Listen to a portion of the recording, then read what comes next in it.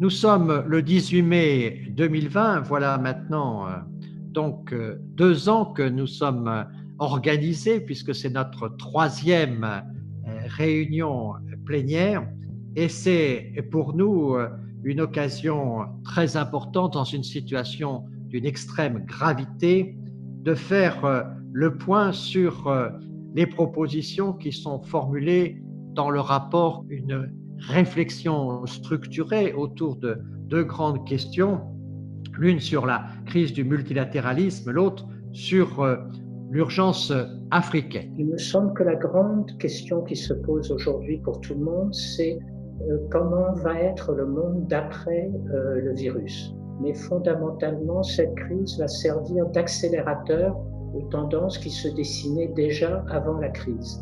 Cette pandémie a bouleversé le monde. L'agenda sur le développement durable et l'accord de Paris, c'est exactement, au fond, le centre du multilatéralisme. Il faut un nouveau multilatéralisme et une nouvelle solidarité internationale où la voix de toutes les nations, et notamment du Sud, sera entendue. Le scénario de développement post-pandémique doit être tourné vers le développement durable. Il n'y a pas d'autre voie. Il faut promouvoir la recherche et l'accès universel aux futurs vaccins contre Covid-19. Leader pour la paix, c'est un laboratoire indépendant pour le multilatéralisme. Et on voit bien aujourd'hui qu'il y a un besoin fort de repenser le multilatéralisme parce que finalement, dans cette crise, au-delà de toutes les victimes personnelles, individuelles qui font des ravages dans chacun de nos pays, on voit bien qu'il y a politiquement, institutionnellement, deux victimes qui pourraient être le multilatéralisme d'une part et puis d'autre part, deuxième victime, l'Afrique qui peut se voir concentrer sur son continent l'ensemble des crises, la crise sanitaire, la crise de la faim, la crise sociale et du chômage avec ce milliard de jeunes qui est intégré d'ici 2050 et puis aussi naturellement ça reste un sujet très important, la capacité de faire face au terrorisme. Il y a un grand mouvement qui est en marche dans les pays africains. Il faut les aider à oublier les problèmes de la Chine et des États-Unis, le problème de l'Europe et de ceux qui les ont colonisés et aller vraiment vers un groupe neutre qui va leur permettre de se solidifier, de se consolider au niveau de l'éducation. Sincèrement, c'est le point culminant qui est au centre de toutes les choses. Lorsque la population est éduquée en termes d'hygiène, en termes de civisme, en termes de comportement positif. Lorsqu'on parle de la dimension régionale, on va beaucoup plus vers la connaissance locale de ce qui se passe et qui est aussi une source d'efficacité et ça permet d'intégrer des nouvelles réalités. Il y aura obligatoirement la recherche d'un équilibre entre la liberté et la sécurité. On ne peut pas faire l'économie de cet équilibre après le Covid. L'équilibre entre sauver des vies et sauver l'économie. En Afrique, il est tout à fait évident, il faut en même temps sauver et les vies et l'économie.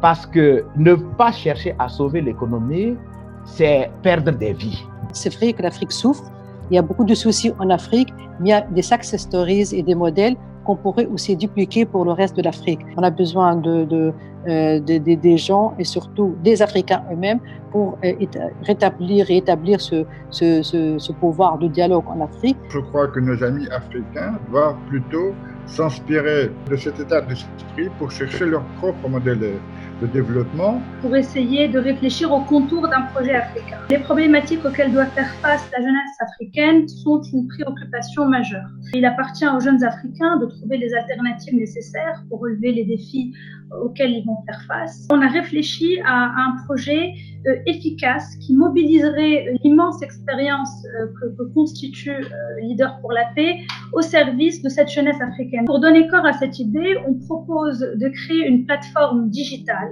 qui s'appellerait Agora for Youth et qui, comme son nom l'indique, est un lieu d'échange, de débat et d'accompagnement. En tant que think tank, nous formulons tous les ans, une pensée de la paix qui est fondée sur la nécessité du dialogue. Nous publions un rapport annuel, nous organisons une conférence annuelle au début de l'année, toujours au mois de janvier, à l'ONU, notamment avec le secrétaire général de l'ONU, Antonio Guterres, toujours dans ce rôle de promoteur d'idées. Nous cherchons à présenter ces idées à différents leaders mondiaux, structures opérationnelles. Nous avons développé, nous continuerons de développer, notamment sous forme de vidéos, notre modèle original de Peace Lab. Notamment aussi, on a fait beaucoup de choses sur le rôle des femmes dans les médiations. Essayer de sensibiliser et l'ONU Femmes et sensibiliser toutes les associations de la société civile pour vraiment dire tout haut que la femme aussi, elle est malgré qu'elle travaille, malgré tout ceci, malgré qu'elle a beaucoup de problèmes, elle est en train de subir beaucoup de violences. On a besoin de la participation active des citoyens, spécifiquement des jeunes et des femmes. Et la nécessité de parler avec l'Afrique au lieu d'en parler. Le multilatéralisme allait assez mal, pour dire les choses simplement, avant la crise du Covid-19. Elle va encore plus mal aujourd'hui et c'est paradoxal. Pour revivifier en quelque sorte le multilatéralisme, il faudrait essayer de développer des idées qui ont déjà commencé, comme cela a été le cas à travers les réunions du changement climatique. On fait venir la société civile, mais ce serait d'aller plus loin et plus concrètement et plus, je dirais, de manière presque plus officielle. Aujourd'hui, on a besoin de ces plaidoyers pour un multilatéralisme mieux géré, plus actif, je dirais performant. La seule chose vraiment que nous partageons tous, c'est l'immensité des divergences et l'immensité des incertitudes. Ce qui sera certain, c'est que la normalité, entre guillemets, sera autre. Pour sauver ce multilatéralisme qui nous tient à cœur, il est urgent et impératif de le rénover. La situation actuelle est une grande leçon d'humilité pour nous tous. C'est une claque pour les égoïsmes aussi. Il y a beaucoup d'enseignements à tirer de la situation actuelle. Un multilatéralisme nouveau, inclusif, et qui va reconnaître que l'humanité est une, seule. J'aime beaucoup la prévention comme multiplicateur de la souveraineté. Je ne crois pas qu'on puisse progresser dans le domaine du multilatéralisme si on ne fait pas d'autocritique. On pourrait inclure une réforme du Conseil de sécurité, mais aussi réaffirmer notre engagement en faveur du développement durable. L'incertitude, c'est le new normal.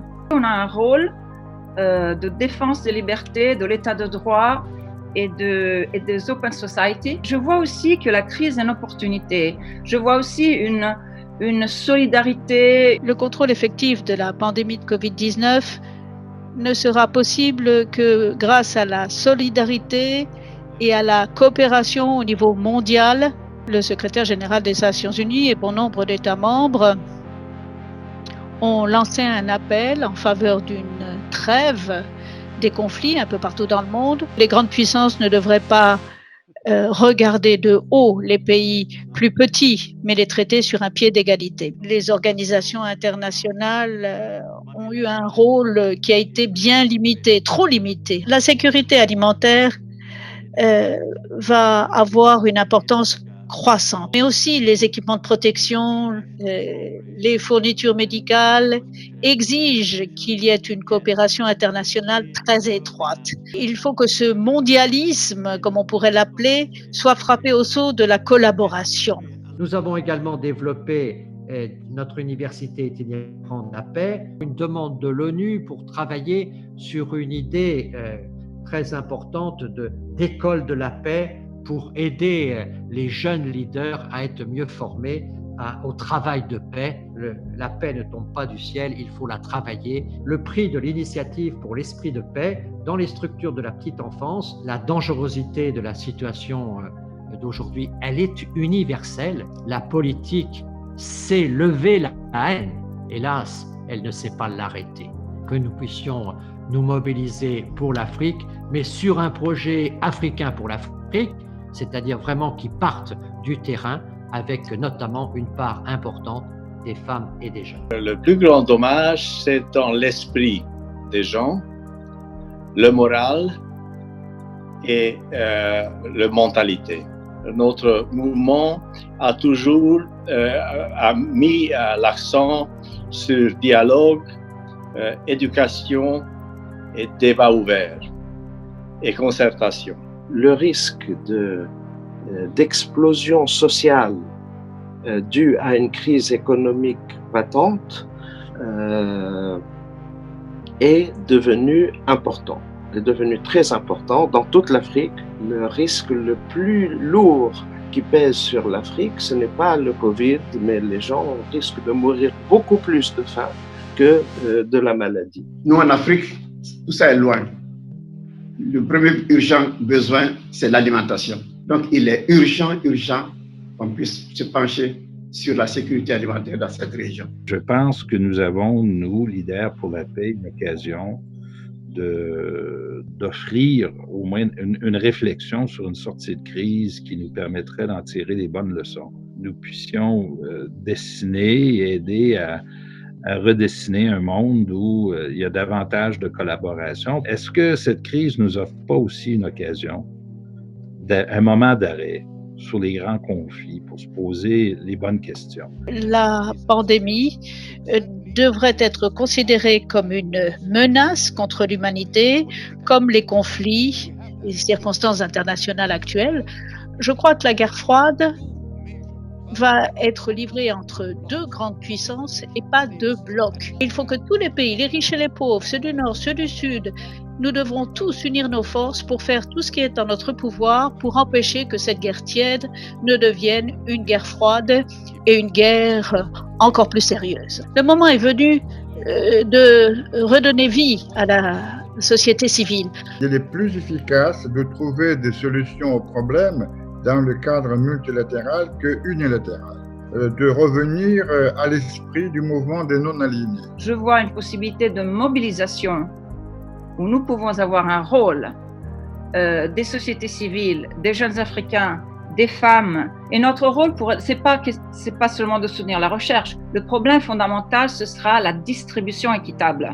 Ce sont nos gouvernements, ou nous-mêmes d'ailleurs, qui n'avons pas su tirer les enseignements de plusieurs épisodes de pandémie dans le passé. Il ne faut pas forcément être pessimiste sur le rôle du multilatéralisme.